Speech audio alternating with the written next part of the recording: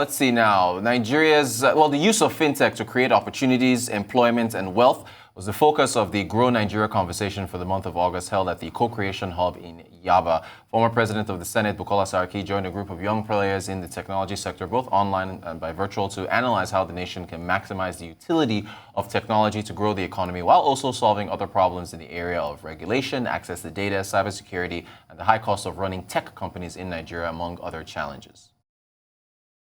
We're looking at where are the opportunities for us to address the unemployment problem in our country, where we have majority of those are the youth. We have a lot of talent that people can play in this sector. The world definitely thinks that Nigeria is an investment destination, despite all the challenges.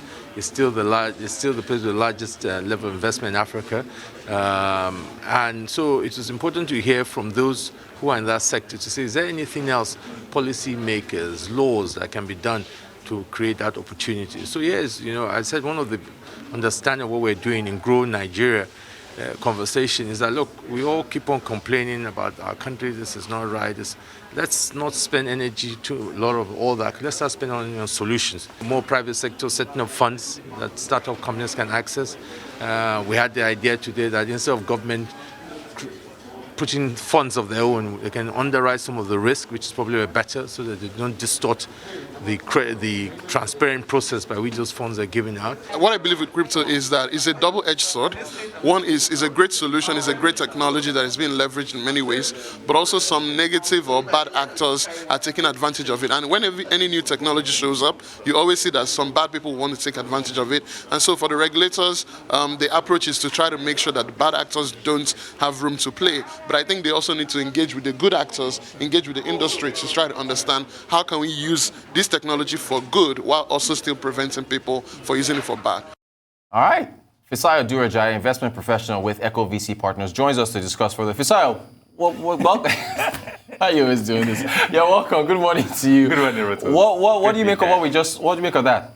I mean, I think it's interesting to have conversations with regulators, or to create that cordial environment between innovators on one side and, of course, regulators on the other side. But I think the surprise I have is that, the former Senate President, Bukola Saraki, is the one that was leading this conversation. I was wondering, Just to stop you right there. One second. He's on the cover of yesterday's This Day, and he was actually discussed on our morning show this morning about a potential next president in 2023, him amongst a lot of people. A lot of people, yeah. I mean, I think everybody's positioning for that, yes. Right? So, they are. So the more appealing your candidacy is to the younger generation, maybe it can potentially, give you some political leverage, to push your agenda across. But of course, what I was going to say about the former Senate President was that he was Senate President at some point, and I'm not sure of how much of these conversations he had when he was Senate President. Right. I guess maybe he was busy fighting the political battle that eventually, ousted him from the Senate eventually. But of course, it's always good to have conversation between innovators and regulators. But I just feel that sometimes some of these conversations are a lot that we are yet to see real actions backing some of these conversations up. He's a tech guy, I have to say. Bukola Saraki is kind of a tech guy. He is. All right, our next headline here. Moove, which is a mobility fintech startup, has raised $23 million to provide financing to Uber Technologies drivers to buy cars across the sub-Saharan African region. The funding round, which makes the total capital of Moove to $68.2 million, was led by Speed Invest and U.S. Left Lane Capital with the participation of its existing investor, Emzo Asset Management. The company uses data on ride-hailing platforms such as earnings and performance to make credit decisions for lending to the drivers. Moove, of course, entered into a partnership with Uber in July last year. What do you make of that, the business model? I mean, I think it's interesting to a large extent, where I remember when Uber started, they had some limitations around the kind of vehicles that can get on their platform. It has maybe some year limitation, some safety type issues. It can be manufactured at some certain years back end, right? So all of those conversations are important to have. However, I think the critical problem that Uber is trying to solve for its own customers, for its own drivers, is that rather than have vehicle requirement to say, you can't use this kind of vehicle because that's all you have. What if we were able to have this partnership with Moove to ensure that, yes, you can be able to buy great quality vehicles to a large extent, almost brand new type vehicles. And I'm able to use that on the platform. Of course, you have to be an existing Uber driver, right? Having, some history of driving properly. If you order a ride, you probably, this driver has completed 1,000 rides, on our platform. All of those kind of metrics. How long have you been online for? All those visibilities are the things that they used, put together to say, okay, yes, we can lend to this particular driver because he has proven that he's a well-behaved driver and can manage credit properly. And I think that's the essential. That's where the business model is. And of course, because you're using the cars to make money, right? Moove can take the vehicle financing payment from your Uber income. The income you make from the Uber platform. And right, I think that's how, right. That's how it works. Interesting. It makes me think about the wider narrative of vehicle finance in Nigeria. All right, one more. Yes, just to address that particular question. How many Uber drivers do we have? 10,000? Right.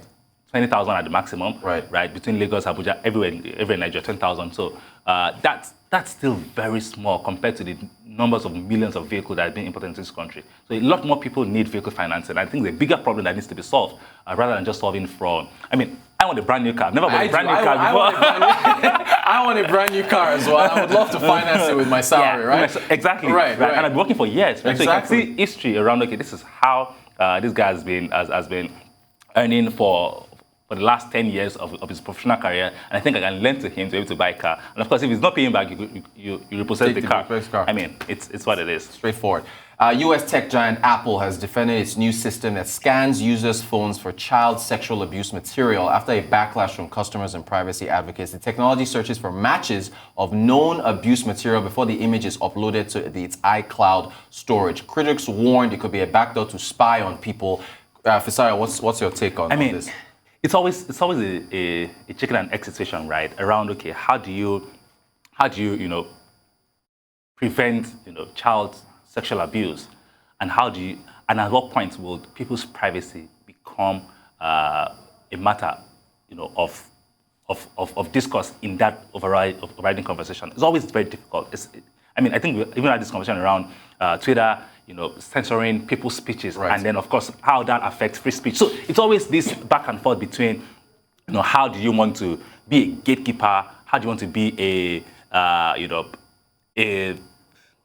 essentially the voice of reason, in an essentially private world, right? So I think that's a difficult thing to have. And for Uber to try, for Apple, yes. For Apple to try and say that you want to stop you or to be able to look at your content, essentially, for them to be able to do that, you have to look at the content you're uploading on literally looking at the pictures on your phone. On your phone, right. Really? So if I can look at the pictures on my phone, what else can you look at? My text messages. You can look at my bank account. Then of course that becomes a wider privacy issue, and I think it's just difficult. Well, of course, Apple has said that they won't expand the technology beyond that picture thing or video thing, but hey, do I want to take Apple's word for it? Right, that's the question. I don't Less than a minute to go, Fisayo. Is privacy the biggest?